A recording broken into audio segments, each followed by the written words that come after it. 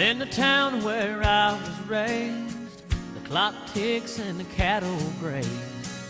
Time passed with amazing grace back where I come from.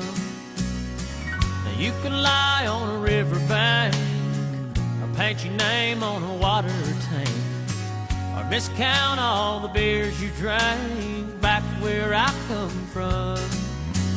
Back where I come from, where I'll be when it's said and done. And I'm proud as anyone, that's where I come from.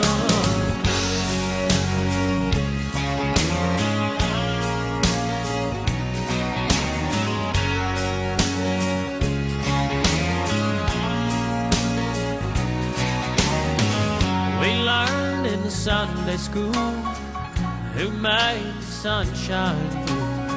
I know who made the moonshine too, back where I come from. Blue eyes on a Saturday night, tan legs in the broad daylight. TVs, they were black and white, back where I come from.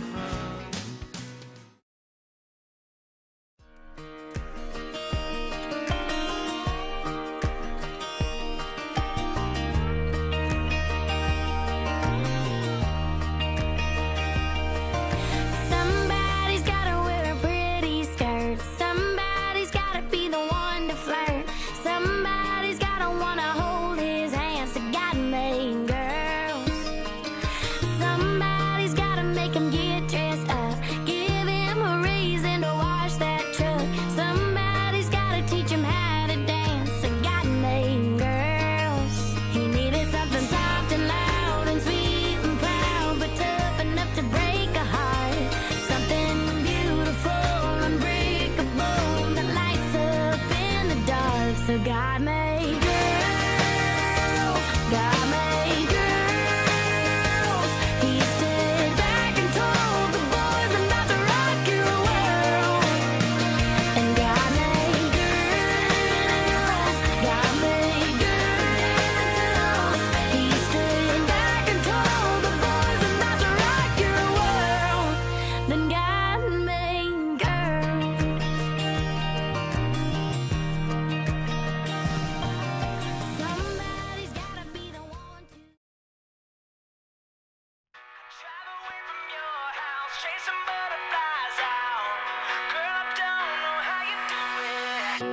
I said, girl, you're beautiful and you already know it, but I'll say it again and a million times after that. You laugh and you shake your head and say, boy, you're crazy. Well, girl, if I'm crazy, I'm only crazy about you. I was looking right into your eyes, right then, porch light flipped on and I saw your dad looking through the window, hope he ain't mad. Then I helped you out of my truck, through the yard to your front door. Said, girl, am I gonna see you again? You answered me back with a kiss. I drive away from your house, chasing butterflies out. So our first date didn't happen for quite a while after we'd met. We started talking and hanging out. Laura was not 16 yet, so I did not have the privilege of dating her until she turned 16. Thank you, Bob. Just kidding. So we talked for quite a while, and I hung out there at their place, and when she turned 16, I asked her to be my girlfriend, and she did, and we went to O'Neill for Pizza Hut and a movie. I don't remember the movie. I don't either. It's not even that good. And that ended up going really well. We hit it off pretty well. We talked a lot even after that, and went on many more dates. And Many more dates. And things went well, I think, for us. Drive away from your house, chasing butterflies out. Girl, I don't know how you do it. Throw the radio down, say I love you out loud. Man, I think I'm about to lose it. Ain't my thing to jump the gun, but I call my daddy, said she's the one. Said, boy, better get that ring if you really want to change your name. Like a merry-go-round, got my head spinning round and round and round. That's just what you do to me.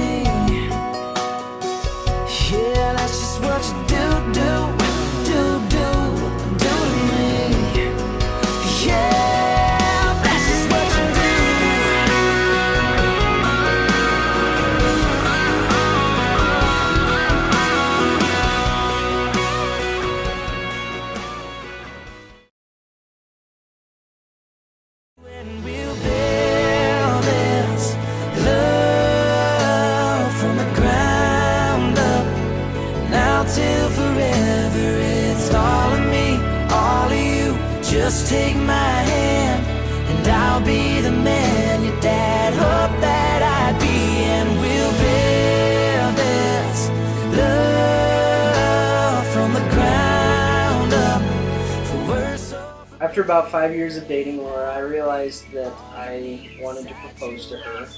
She told me many times that she really enjoyed driving cattle out to her family's pasture where they had a lake. They'd done this for a very long time, and Laura told me many times how she liked it out there, and I just knew that that's where I wanted to ask her to marry me.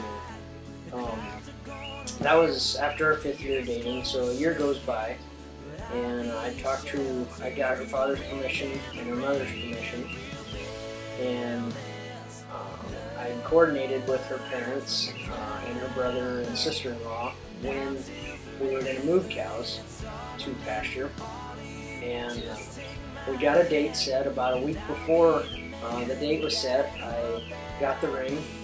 I was quite nervous when I got the ring because Laura's pretty good at finding things or just knowing when something's going on, I guess. And anyway, I happened to keep it hid from her for the week, and the day before I was going to propose, I snuck out to their pasture, and on the beach I made a sign in the sand. I dug a hole and made an embankment, and in the sand I wrote, "Will you marry me?" and then I filled it in with rock salt so that it would really stick out good. And I was kind of nervous when I made the sign because it was pretty cloudy that day and there's pretty good chances of rain. And it ended up getting rained on. And I happened to luck out and have an excuse the morning of us moving cows because her dad had to go fix some fence out there, and all the boys happened to be gone, and there was nobody to help fix fence. So I gladly volunteered to go fix fence, and we went and I went and checked on the sign first, and then after that I did go and help fix fence. So we fixed the fence, and then we headed back home that day, and we got the cows all the way out to the pasture, and we hung out for a little while and ate some food, and once that was finished, Laura's sister-in-law had to use the restroom. Well, it turned out that she drove probably a half a mile to the lake to use the restroom instead of just going off a little ways and going, and so we all took off towards the water, and we got close to the water, and Laura was driving my four-wheeler, and I just covered her eyes, and she stopped, and she said, "Well, what are you doing?" And I said, "Well, just keep driving, trust me." And she said, "Okay," and she kept driving, and along the way she told me several times, "Well, I can't see," and I said, "Well, just listen to me, you'll be all right." And we got to where I'd made the sign. I got her off the four-wheeler and put her right in front of the sign I'd made, and I uncovered her eyes and stepped back, and she just looked out at the water kind of for a second, and kind of looked at me, and she goes, "Well, what?" And I said, "Well, look down," and she looked down and saw the sign and smiled and laughed and took a couple steps back, and she said yes. So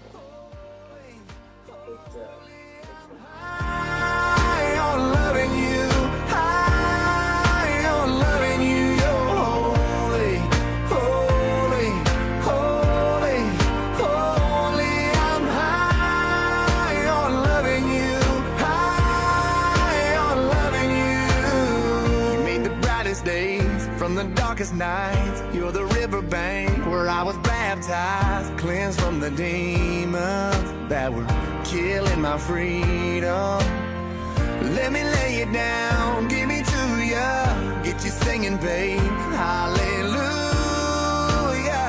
We'll be touching heaven.